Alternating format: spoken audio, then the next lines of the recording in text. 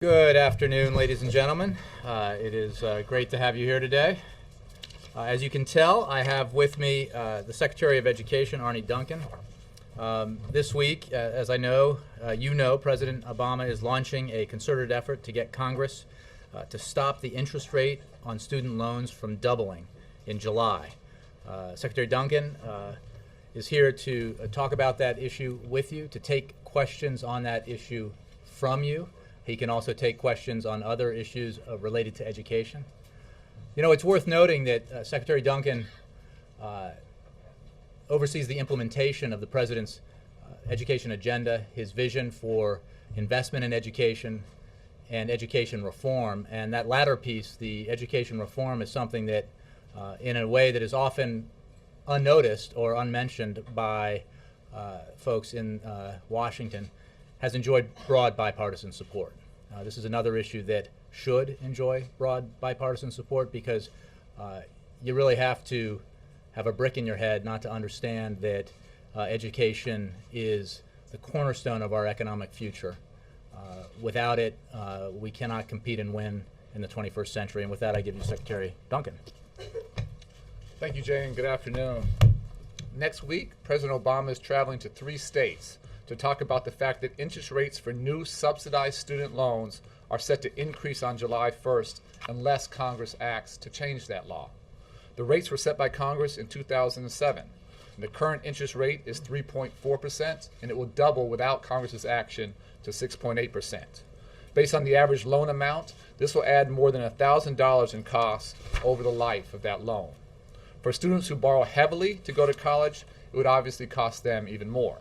And we estimate that this interest rate increase will affect more than 7 million families expected to take out new loans this fall. At a time when going to college has never been more important, it is also, unfortunately, it's never been more expensive.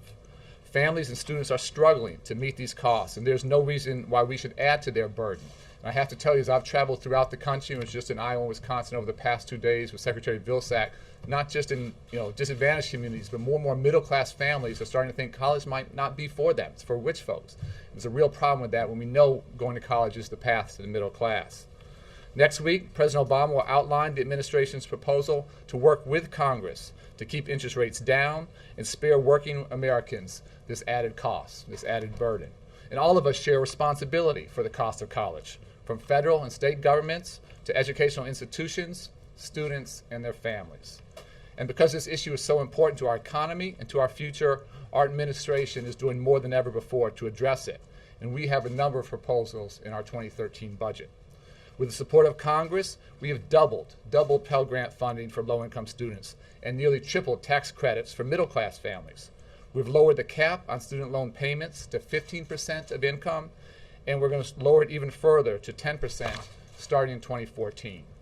The President, Vice President Biden, and myself, and so many others have held town halls all across the country to talk about the costs of college. We've met with university presidents, governors, state legislators, and members of Congress. And next week, the President will meet with students at the University of North Carolina at Chapel Hill, the University of Colorado at Boulder, and the University of Iowa in Iowa City. These 3 universities are among the nation's educational jewels, and we should do everything possible to ensure that they remain affordable. You may also know that 2012 marks the 150th anniversary of the Morrill Act, which was signed into law by President Abraham Lincoln and created the first public universities.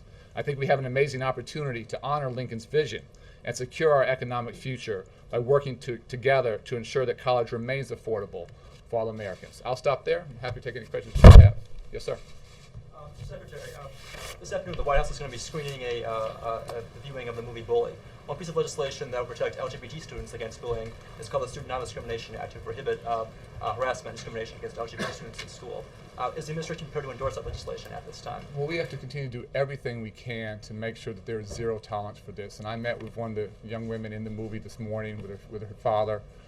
This is very personal for me and for the President. And we all have children who are in school now. And whenever children are going to school scared, it's hard to concentrate on biology and algebra. So as a country, hopefully you've seen an unprecedented level of support from our administration, first ever anti-bullying summit here in the White House. The President's talked about his own experiences there. You've seen many states toughen laws to try and protect students from bullying.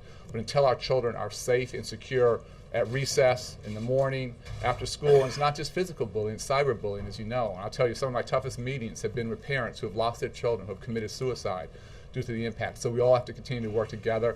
I think this movie is very tough, it's very hard-hitting, but it tells the truth, and hopefully will create a greater awareness around the country. This cannot be a normal rite of passage. You can't accept it. Yes, ma'am. Legislation?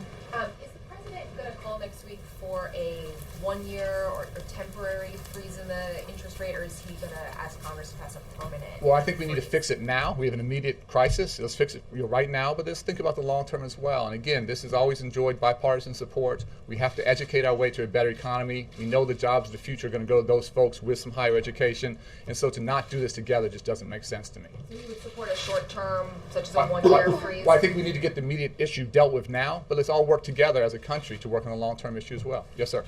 Secretary, what do you say to Republicans who call this a created controversy, that this is a deadline that comes out of Democratic legislation, that this is coming up right before an election, that the president is taking it out on the campaign trail? How do you respond to those criticisms? Well, the facts are very, very simple. This passed in 2007 with broad bipartisan support. It was signed by a Republican president. We all understand that if we want to keep jobs in this country, we're not competing in our little districts or in our states. We're competing against India and China and Singapore and South Korea. And if we want to keep those good jobs here, we have to have an educated workforce. And I have lots of data. You guys all know this, but over the past year, if you have less than a high school diploma, there's been a decrease of about 200,000 jobs in this country. If you have some college or an associate's degree, an increase of about 750,000 jobs. And if you have a bachelor's degree or more, we've had about 1.4 million new jobs created. And we know those trends are only going to continue. So we all have to, again, this isn't Republican or Democrat, or I could care less about politics and ideology. This is about we need an educated workforce. And it's fascinating to me that in a really tough economic time like this, we have 2 million high-wage, high-skilled jobs that are unfilled because we're not producing the employees with the skills that employers are looking for. And I can't tell you how many CEOs I've met with and the president's met with who have said, we're trying to hire now. We're not trying to export jobs, but you're not producing the workers. We don't just have a jobs issue now. We have a skills crisis. We have a skills gap. We have to close that skills gap. The only way we do that is to have a lot more young people graduate from college and go on to college. Graduate from high school and go on to college. Just to be clear, you're saying that Republicans are wrong to suggest that this is being brought up as a wedge issue. Absolutely. This was passed 5 years ago in a bipartisan way. No reason it shouldn't pass again in a bipartisan way. It was signed by a Republican governor. We have to educate our way to a better economy. That is not a Republican or a Democrat or any issue. That's just that's reality. Yes, sir. Secretary, you said that it would increase the average loan by $1,000 over its life. What is the life of an average loan? It depends. The average is 12 years. It varies. And so for each year this doesn't happen, it'd be an additional $1,000. So if it doesn't happen this year, it's $1,000. Another year, $2,000. And again, right now we know debt from college exceeds credit card debt in this country. Something's wrong with that picture. We don't need to increase that debt. We need to keep it where it is at a minimum. And obviously we've done so much to try and make college more affordable. We've talked about Pell Grants, Perkins loans increases. We're asking for the ability to double work-study opportunities. College has to be affordable for the middle class and for folks aspiring to go to the middle class. And unfortunately, many, many, many American families, again, all types of neighborhoods, all types of backgrounds, are starting to think college isn't for them. That's a real problem. Yes. Secretary Duncan, you have a lot of zest at the podium about this issue. I'm going to use a term that's familiar to you. Are you going to put some skin in the game, going on the Hill, you and the president talking about this? So I'll do whatever it takes. And I've been out traveling the country every single week talking about this for a long time. I've done a number of town halls with the vice president. The president's been out there. He's going to 3 different universities next week. And this is, again, one where just, I know you guys love politics and love all that stuff. That's zero of my interest. I'm not any good at it. Don't care about it. We need a lot more young people to go to college and to graduate. That's all this is about. And when families start to think that they can't afford college, that is not good for those families, for those communities, or for our country. But are you willing to go to the Hill? Of course, sorry, absolutely, whatever it takes. We'll keep working. Yes, ma'am. Secretary Duncan, I want to ask you a question about school safety. Today is the 13th anniversary of Columbine. The 5th anniversary of Virginia Tech passed this week. Obviously, a lot of lessons have been learned, but from your perspective, what more needs to be done? It's a great question. They don't have easy answers. I think we as a nation have learned a tremendous amount about the warning signs and about acting very, very quickly when there is an issue. But I just sort of take it right back to the bullying issue, that when we have children or young adults or high school students who don't feel safe, who aren't secure, you can't begin to be as effective as you need to and concentrate academically. And so creating a climate that is free of violence, free of fear, where young people can concentrate on what's going on in class is desperately important. So I think there's been a lot of progress. You've actually seen a reduction in violence, which has been very encouraging, but one incident is obviously one incident way too many. And I come at this more as a parent than anything else. I have a 10-year-old daughter and an 8-year-old son, and I don't want them or anyone else's children having to worry about this going to school each day. Can you also speak, aside from the bullying aspect, the mental health aspect? Yeah. Because on, for instance, both of those shootings, that may have played a bigger role than bullying or an atmosphere of violence identifying. So I think that's correct. And universities, peers, fellow students, when we're seeing something that doesn't feel right or doesn't look right, raising those alarms early and letting folks know that this is a student or a young person or a young adult, with some issues that are worrying. We have to have those conversations. And so often in these situations, not always, but so often, there's some signs, there's some indications that this person isn't stable. And I think we have to take those, unfortunately, we have to take those very, very seriously. It's not something we can sort of blow through. Yes, sir. Yes, so Mr. Secretary, Congressman Klein's office sort of just issued a statement as you're coming to the podium, basically saying that no one's offered a serious proposal, meaningful proposal to pay for this $6 billion stopgap. What do you see as the way to pay for this, so that we are not just borrowing more money, adding to the deficit, Well, I think the et cetera? President's budget contained a number of proposals to pay for it. And again, it's something we want to work very closely with Congress to do. And we need to pay for it. We're committed to paying for it. Lots of ideas out there. President will talk more about that next week, but absolutely want to work with Congress. I have tremendous respect for Chairman Klein. We've had a very, very good working relationship. And again, this is the right thing to do for the country and for his families in Minnesota. Yes, sir. Thank you, Mr. Secretary. How would you go about balancing the reality of the cost of college with the concerns out there that allowing more access to more credit would create possibly a student loan bubble down the road and actually increase college tuition? So again, I think the most important thing we can do is to have young people go to college and graduate. And that's the best investment we can make. And when that debt is manageable, obviously, if you have no debt, that's maybe the best situation, but this is not bad debt to have. In fact, it's very good debt to have. And we have all kinds of data, not just around jobs, but around how much your earning potential throughout your lifetime goes up from high school graduate to 2 years degree to 4-year degree. So this is the best long-term investment we can make. But we are worried about debt going higher and higher. And so when we have an opportunity to work together in a bipartisan way to prevent that escalation of debt, this is the right thing to do, and I expect folks to step up and do that. Do you think there is a correlation between more access to student loans and the rising cost of tuition? I don't. We've looked at it really closely, actually more on the Pell Grant side, and the data is very interesting because people say when you increase Pell Grants, tuition goes up. If you look over 30 years, over those 30 years, 19 of those years, Pell Grants went up. 10 of those years, Pell Grants went down. 1 year was stable, and all 30 of those years, tuition went up. So I don't think there's a correlation there. But we are challenging, this is about shared responsibility. As you know, we're challenging states to continue to invest. We're trying to lead by example with huge increases in Pell Grants, the biggest since the GI Bill. Perkins Loans, double work study, make the AOTC permanent. But states have to invest. We can't do this by ourselves. And universities have to keep down their tuition and also build cultures around completion. We're trying to do a lot to provide greater transparency and scorecards so families can make good choices about which university is going to provide a great education, but also be at a reasonable cost. I think that transparency, but that shared responsibility is hugely important. Mr. Secretary. Yes, sir. Thank you, sir. As far as President Obama and Single Knowledge Initiative is concerned, some education delegation from India is in town, and they are talking about the opening of 100 or more community colleges in India. Yeah. So, and high-level delegation is coming, of course, the conference in June in Washington, D.C. So where do we stand on this initiative, sir? Well, I've met repeatedly with my counterpart, the education minister from India. He's a remarkable man. And we think we have challenges here. You're trying to go to scale at an amazingly rapid rate. And I've said repeatedly, whatever we can do to be helpful, we want to do that. My Undersecretary, Martha Cantor, is a former community college president. It's the first time anyone of that stature in our administration, any administration, has had that community college background. And so whatever we can do to partner with the leaders from India, we want to do that. It's a very, very ambitious goals, but we want to see them achieve that.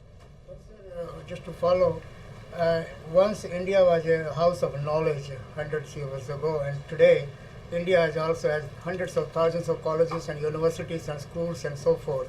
So how U.S. can help Indian students and India can help the So Americans? we're all in this together. And again, this is when I really believe a rising tide lifts all boats. And the more we have an educated workforce here in America, the more we have an educated workforce in India, the more we have that next generation of both employees and consumers. That's great for the world.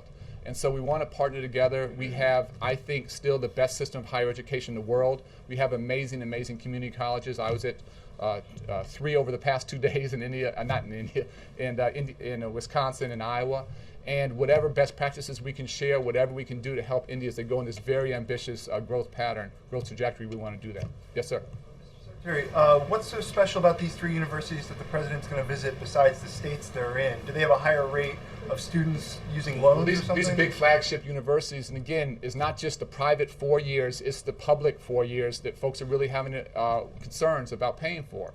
And a lot of universities. Why these 3? Again, these are big, major flagship universities with large student populations, and these are the kinds of families, middle-class families, that are having a hard time paying for this. And what we want is more and more young people going on to these type of universities, not feeling that college isn't for them. I'll tell you, just yesterday in Iowa, I talked to a high school senior who happens to be a twin. Talked to her, her brother wasn't there, but she said her family is thinking they're going to have to choose which one of them should go to college next year. It's a really deep conversation. And no family should have to choose this child or that child. Another young person's one of 4 in their family. They're trying to figure out, does the older one not go or does the younger one not go? These are the very real conversations. This is a high school student at East High School in Madison, Wisconsin. These are the very real conversations that families are having. They should not have to have those conversations. You shouldn't have to sacrifice one twin for the other. You shouldn't have to sacrifice your eldest born for your 4th born or whatever it might be. This has to be an affordable opportunity for hard-working Americans, and we need to make sure it stays that way. Yes, sir. You said there are a lot of ideas the president has and that the Hill has, Congress has for paying for it, but do you guys have a preferred option? When you go to the Hill, what are you going to bring to the table? We're open-minded. Again, there's a number of ideas that the president proposed in his budget, and we want to work hand in hand with Congress, so we're not set on one idea. We absolutely want to pay for it, but again, the cost of inaction is I think, unacceptably high. This is one where we have to get our act together. Maybe, Congress is struggling these days. There's no question about that. And if there's going to be one issue that folks can unite behind, I can't think of a better one than around education, educating our way to a better economy. So for all the past, bitterness or fighting, whatever it might be, why not come together and do the right thing for the country? I think this is a great opportunity for folks on both sides to do that. Have you already started? Have you already started? I guess before this announcement today, going to the Hill and talking with lawmakers. We've talked to many, many lawmakers. I've testified 2 or 3 times over the past couple of weeks. I'm testifying again next week, and this has been at the heart of what we're talking about. And again, I think people see both the opportunity to do the right thing and the huge cost of inaction. Yes, sir. You're talking about everything from the family side, paying whatever the colleges ask. What are you doing to rein in the dramatic rise in tuition? So a couple thoughts there. One big thing is we've proposed in the president's budget $1 billion race to the top for higher education, that we would put money behind, again, not just in those states that continue to invest, and in those institutions, those colleges that do 2 things: keep their costs down, and also create a culture around college completion. It can't just be around access, it's got to be around completion. The other big piece, I think, has been the lack of transparency. I think young people and families are making these very complicated decisions. It's been very hard to figure out what this university's financial aid package is versus this university's. So we're working to create much greater transparency. Young people want a great education, but they want value for their money as well. So put strong incentives out there, also move some resources potentially more towards those universities that are doing things right and away from those that aren't. And again, we have the best system of higher education in the world. We have 6,000 options: 2-year, 4-year, public, private, big, small, whatever it might be. We want young people to make the right choice for them. Thank you. Thank you, Secretary Duncan. Thank you all for your questions. Thanks so much.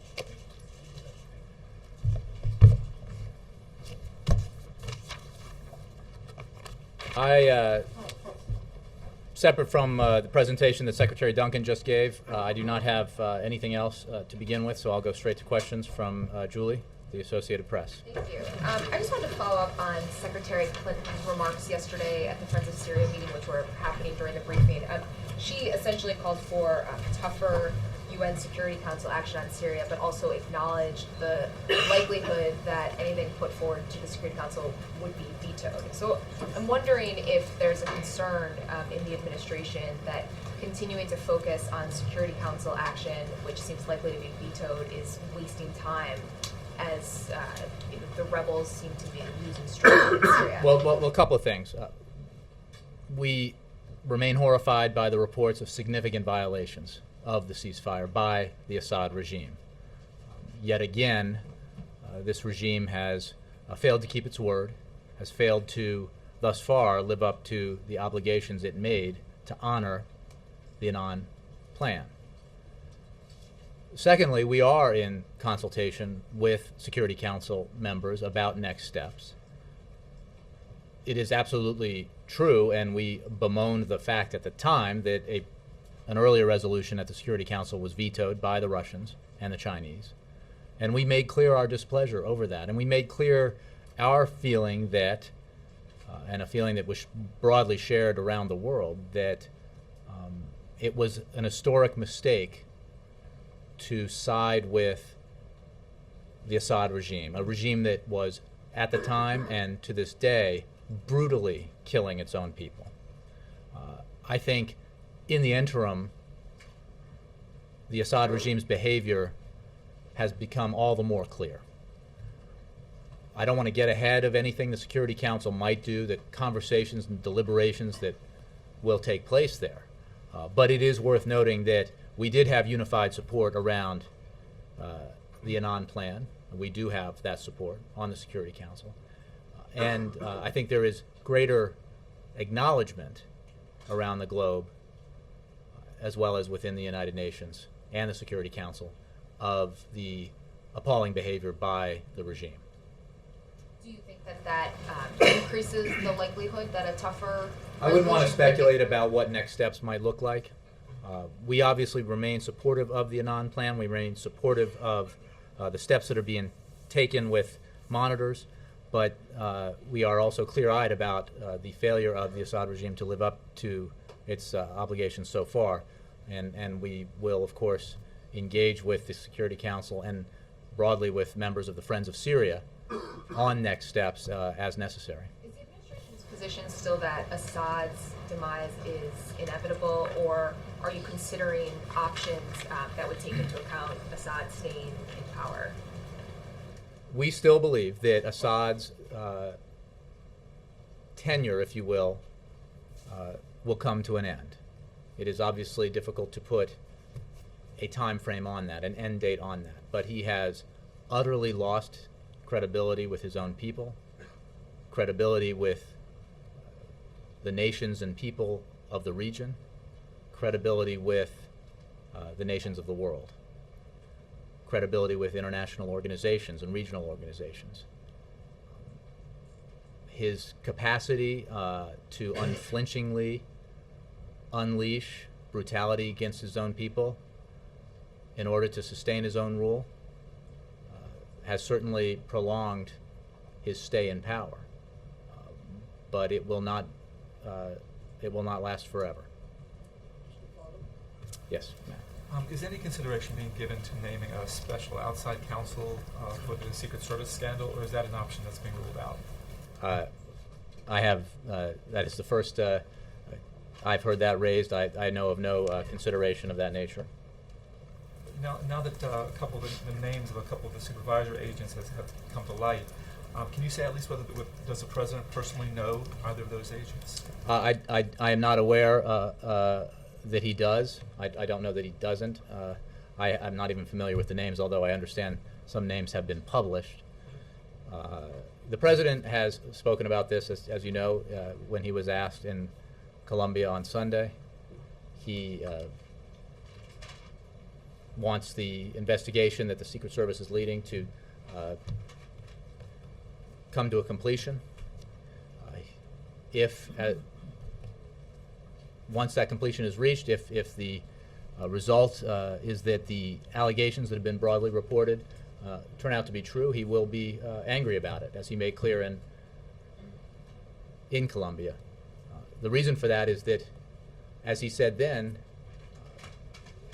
every member of the United States government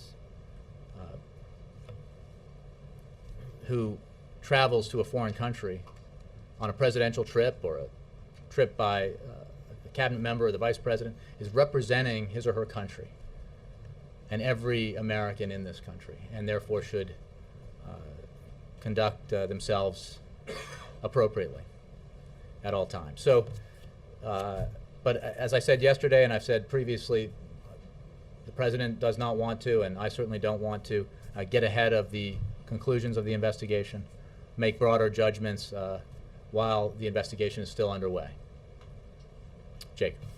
The director of the Secret Service, in a meeting with congressional investigators, voiced concern that these prostitutes were in a room or rooms that had confidential security information. I'm wondering, have steps been taken to make sure that if they were, travel plans or whatever may have been on those computers or papers were no longer relevant?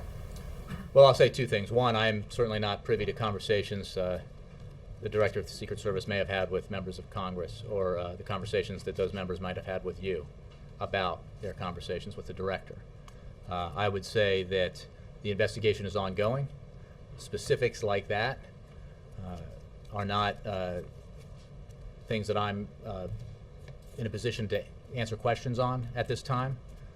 And matters of security in general, presidential security, are handled by the Secret Service and are generally not things that we discuss for reasons of security. But I understand the question. I understand, at least hypothetically, what a concern like that would be and why it might exist. But I would ask you to patiently wait for the conclusions of the investigation before either the Secret Service or the White House addresses those kinds of questions. Jay, as I'm sure you know, it's been reported, I think by the Washington Post to begin with, that one of the agents in question, or one of the officials from the Secret Service in question, had on his public Facebook page a picture of him with Governor Palin with an inappropriate remark about checking her out. This was before the incident. This picture had been posted.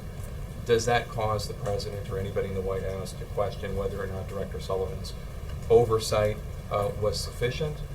It would seem that that would not be professional either, and it would it might cause somebody to question whether Sullivan was engaging in enough oversight and setting the right tone when it came to the behavior of his agents and officers.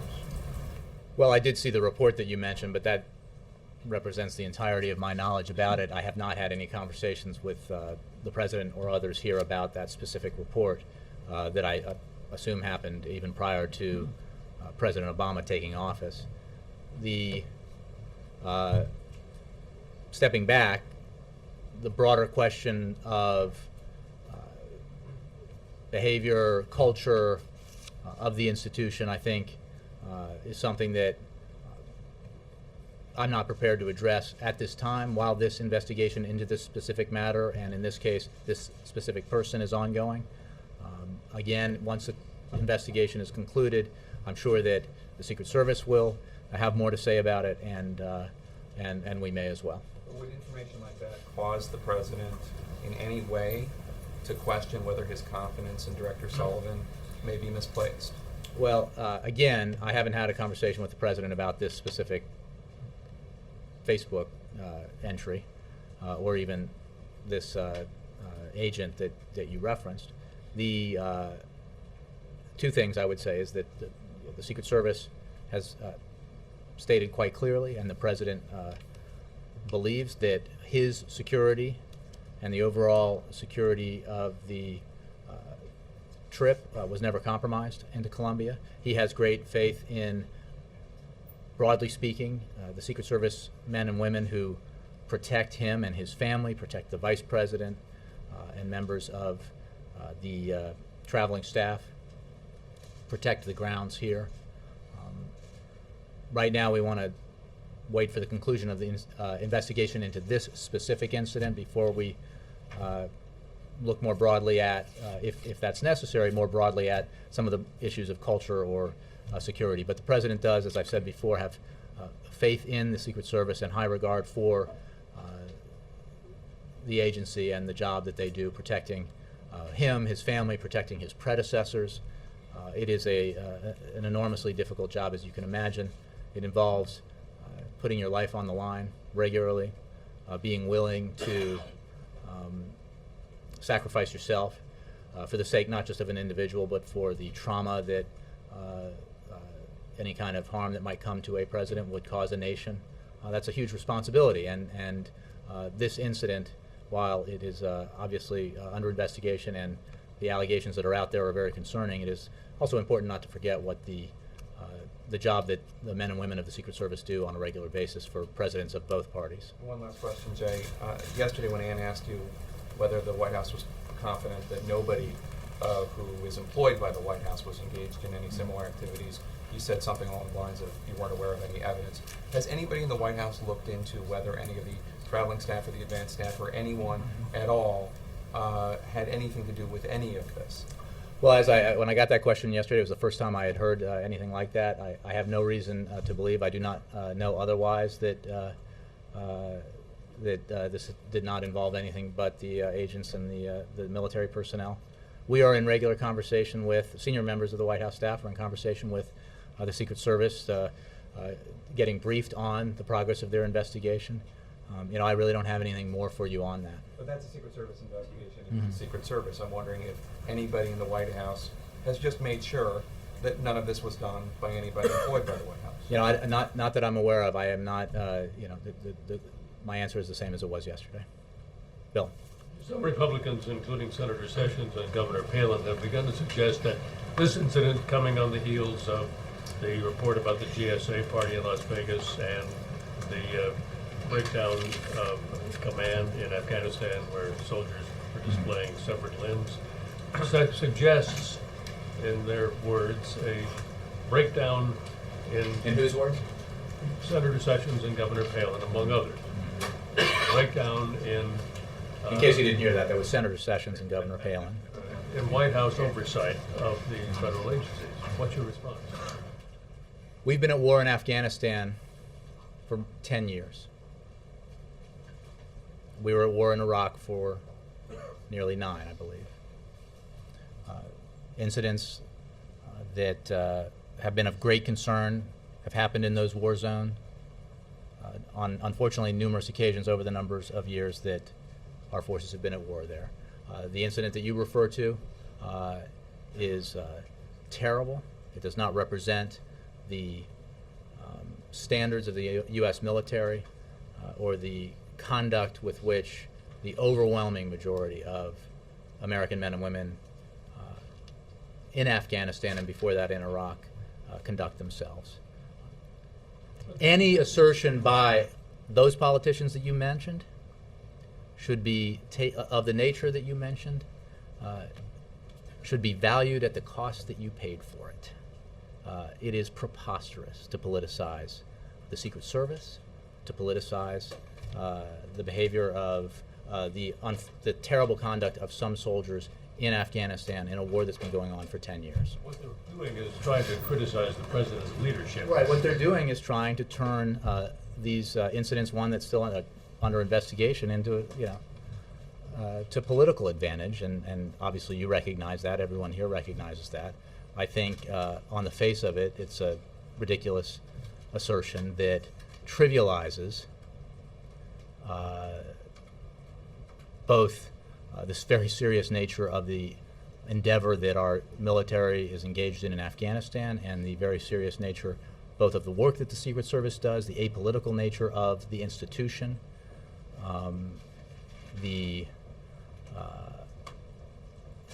the seriousness of the investigation underway with regard to the Secret Service and the military and the incident in Colombia. Charles. Just to follow up quickly on Jake's question about the White House advanced staff, is there no process? I mean, there's there's not a concern saying, hey, Here's you know, what I I'm mean, I gonna can do. tell you what What our, I'm not going our to own do news is answer organization. questions about random rumors. It's not about rumors. That Has there been some sort of just double checking to make sure White House advanced staff weren't we involved are, in this? from the beginning, from the moment that this was made public and an investigation was launched, we have been in regular touch with the Secret Service and obviously with the Pentagon about this incident. And I'm sure the discussion and the briefing covers a variety of subjects, a variety of both facts and rumors. What I'm not going to do, as I said yesterday, is give a play-by-play or speculate about every rumor that you may have heard from either anonymous sources or just the internet. So I just don't have anything more for you on the investigation itself. Sort of an internal investigation, if you will, and you don't know it, Look, or you're not sharing? I have no reason, as I said yesterday, to believe that there's a need for that. I'm not going to talk speculatively about where this investigation is going. We know that Mark Sullivan has been briefing any member of Congress that has asked for one. Mm-hmm. Who's he briefing here at the White House? When you say senior officials, can you elaborate? He has had conversations with I believe the Chief of Staff, with Deputy Chief of Staff, and maybe others, and there's obviously been communications with, let me finish this part, there may be communications at other individuals with other members of the Secret Service. In fact, I'm sure there are, not just with the director, and they are, it is a regular conversation so that the White House can be kept abreast of the investigation and steps that are being taken. The President has not had a conversation with Director Sullivan. I wouldn't rule out that he will. I'm sure he will be briefed at some point by the Director about the investigation and where it stands and what we know about what happened. And the 3 universities that were picked next week, can you explain the criteria of why the universities of I would just point North you to Carolina, what's, Colorado, and Iowa were picked? I would just point you to what the Secretary said, and I guess we can go back to the conversation. How many, you would know probably quicker than anybody else in this room, what was the margin of in Iowa in 2008? Substantial, margin, right? sure. And you're behind now. So any state, actually not the one I saw most recently, but any state by which we won by that margin, should we not travel there? What's I guess what I would ask is not the University of Texas. Great or universities, school, great University of California. great parts of the country. Also, as you know, Chuck, let me just finish. As you know, Chuck, there are a lot of things that go into decisions about travel. It is obviously easier to travel only half the country than the entire length of the country. I would point out, as I did yesterday, that the President was recently delivering remarks in Oklahoma. And while hope springs eternal, I am not prepared at this moment to call that a battleground state. He gave a major speech late last year. I misspoke. I said Nebraska yesterday. It was Kansas, as you know. Again, in either case, not although Nebraska apparently, there was the Omaha bifurcation in 2008, generally not viewed as up for grabs. Generally not perceived to be up for grabs. But Kansas, are you giving us Kansas? No. Is it in your battleground list? No, but in all seriousness, all of his travel next week is to 3 battleground states, are all official visits. You say it feeds the cynicism that this is all sort of one entity here. Is it? Would Jay Carney, the journalist, would be asking the same question? The issue that this concerns, the President's trip next week, education, is, as Secretary Duncan, who made clear he does not give a rip about politics, does not believe that education should be a political or partisan issue, and largely unnoted by NBC and other major outlets represented in this room, has not, by and large, been a partisan issue in this administration, is what the President's going to be talking about. And the unbelievably important reality that on July 1st, rates for student loans are going to double if we don't take action. That is a policy issue that will matter greatly to the students of the very large universities the President will be visiting. There is, to suggest, again, it is simply not something we accept that the President should not be able to travel all around the country, should not be able to travel to talk about his agenda with the American people that he represents. And if you took seriously all the maps that show states that are battleground states and therefore would be somehow inappropriate for a incumbent president to visit in a re-election year, he would be severely restricting his ability to go to big parts of the country. So, I'm just going to give you guys this answer because it's it's a fact. And I would point, Jake and I were talking about this yesterday when this story first came out. Wall Street Journal ran this great graphic about how President Obama had traveled to more battleground states at this stage in the re-election cycle than his predecessor. But what they left out was that they did not consider in 2004 Virginia to be a battleground state. It was solid Republican, but they did consider it for President Obama because he won it against all expectations, right? And as you know, Chuck, you've been around long enough, every president goes to Virginia all the time because it's an easy way to get out of Washington and get beyond the Beltway and get out into the country. So, there's a lot of ways to make a lot more out of this than there is. No campaign events in North Carolina, Colorado, Ohio next week? I don't have the full schedule, but these are official events that where he's going to talk about the student loan issues. Some people have gotten, yes, Tanguy. The first round Sure of you don't want to talk election about that? in France this weekend. I was just wondering if the White House was closely monitoring this election, and are you confident on the stability of the working relationship with Paris, whoever ends up winning? Well, we're certainly monitoring it in the sense that we follow the news, and France is a great, great ally of the United States, and will continue to be so. Certainly. What does the president hope will be achieved? Does Sky News take issue with that in the U.S., the relationship between the U.S. and France? Perhaps? You opened this up, Jay. Okay. We have not 90 million subscribers worldwide that are very interested in what goes on in this White House, especially. Okay, sure. And one of the questions I have from Sky News is, what does the president hope will be achieved in solving the Eurozone crisis as the IMF World Bank meetings come to an end here in Washington this weekend? Mm-hmm. Well, that they're obviously looking at the Eurozone crisis at the IMF, that the measures that European governments are taking with regard to the Eurozone crisis obviously extend beyond the IMF. The IMF has an important role to play, as we've always said. It is an adjunct role. It is not a principal role. European governments and banks are taking the lead in that. U.S. contributions to the IMF will not be raised and will remain where they are. But the IMF does have an important role to play, and the Europeans have taken some important steps, very important steps, in terms of building a firewall, actions the ECB has taken, reforms undertaken in Greece and Italy. But there is more to be done, and we are always available and extremely engaged with our European allies on this issue, Secretary Geithner in particular, Lael Brainerd also at the Treasury Department and others, very engaged with our European allies in providing whatever counsel we can to help them deal with this significant challenge. Thank you, Chair. Wendell.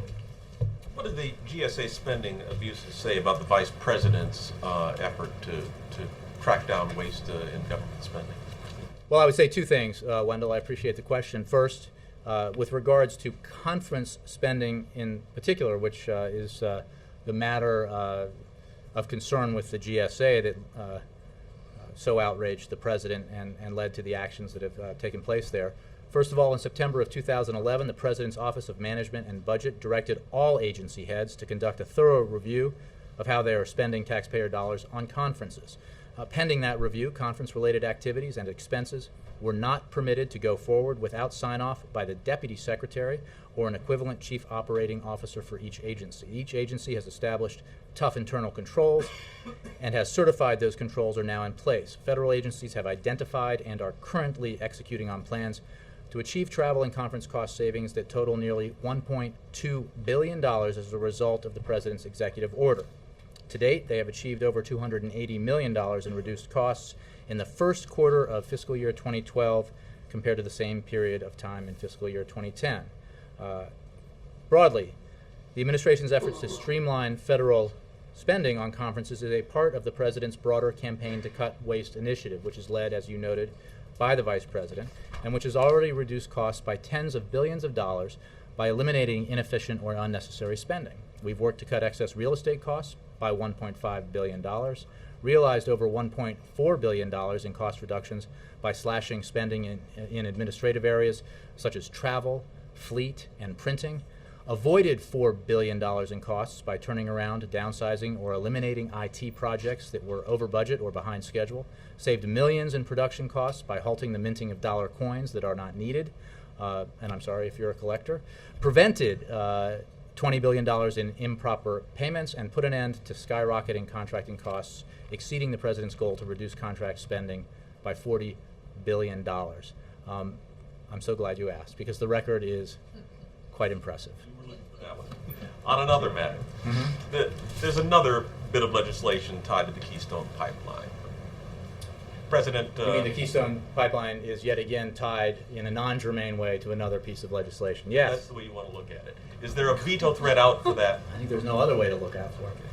Look, I don't know if we have a SAP out. We do. Yes, we do.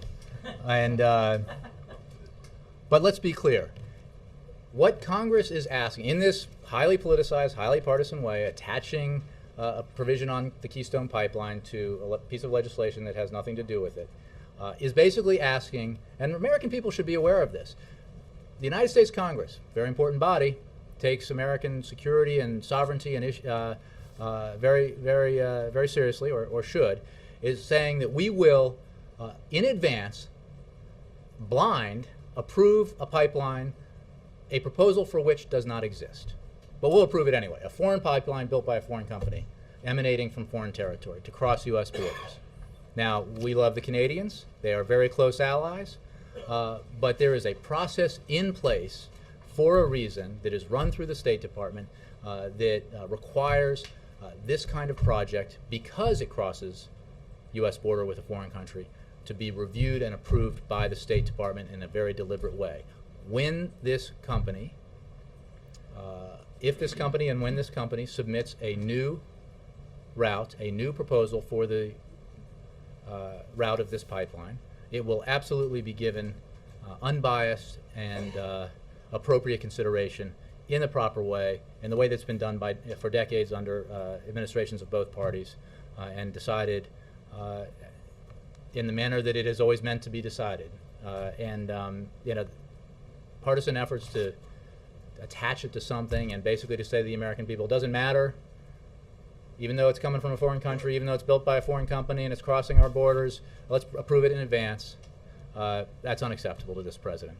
And I would remind you that we are only in this situation because the Congress did this once before already. And we only had concerns originally and delayed the process because, or at least in part because of concerns raised about the original pipeline route by the governor of Nebraska, who is a member of the very same party as those who support this noxious amendment. Brianna.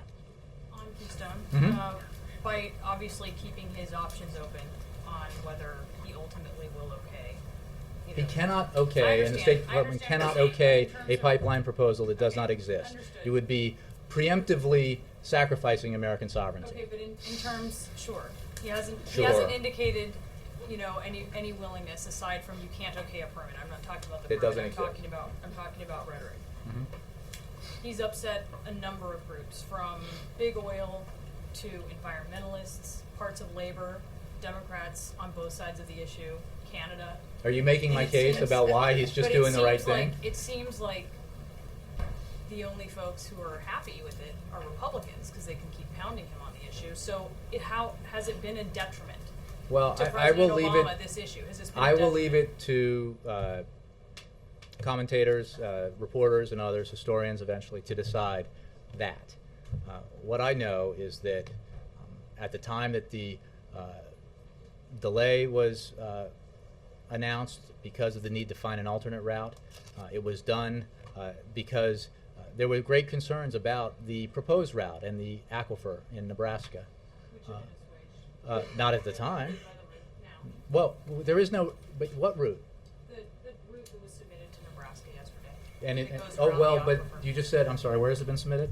Yes, like you said yesterday. Nebraska, not to the U.S. State Department, which is where it has to be reviewed. And maybe that'll be submitted very soon, and once it is, a process will begin in accordance with existing precedent, decades of precedent, administrations of both parties, and it will be reviewed appropriately. But the route was changed in no small, for no small, how do I say this? I'm getting tired here. But in large part because the Republican governor of Nebraska asked it to be changed, or asked it not to go through the aquifer there and threaten potentially the water supply of that state. So,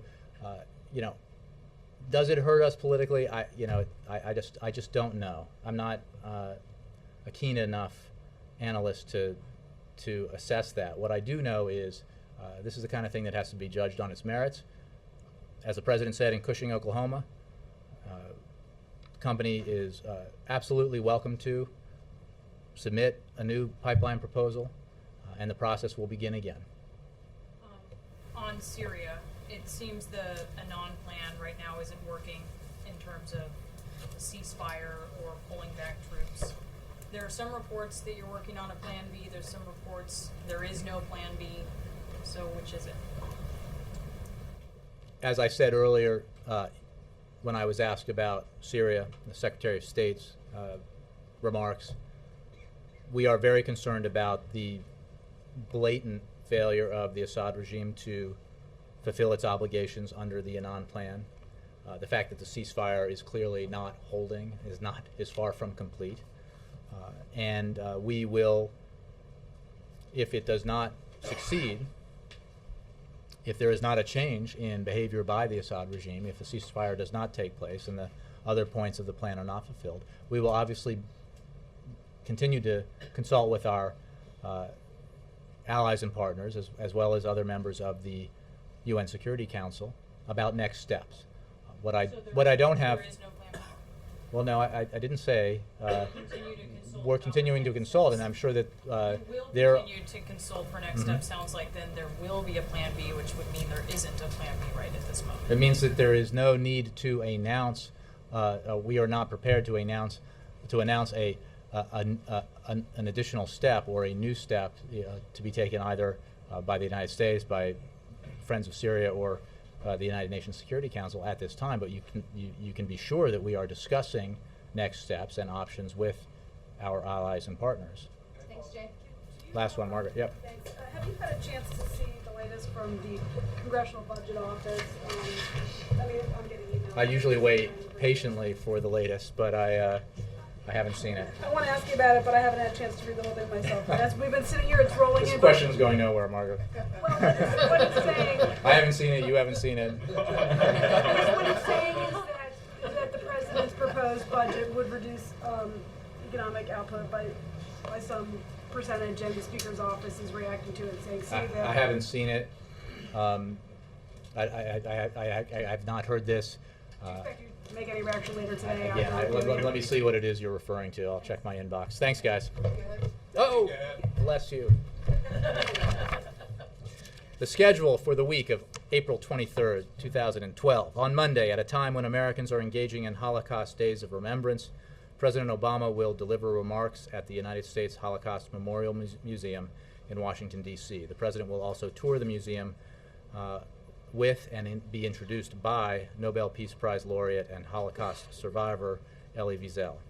On Tuesday morning, the president will honor the 2012 National Teacher of the Year and finalists at the White House, thanking them for their hard work and dedication each and every day in the classroom.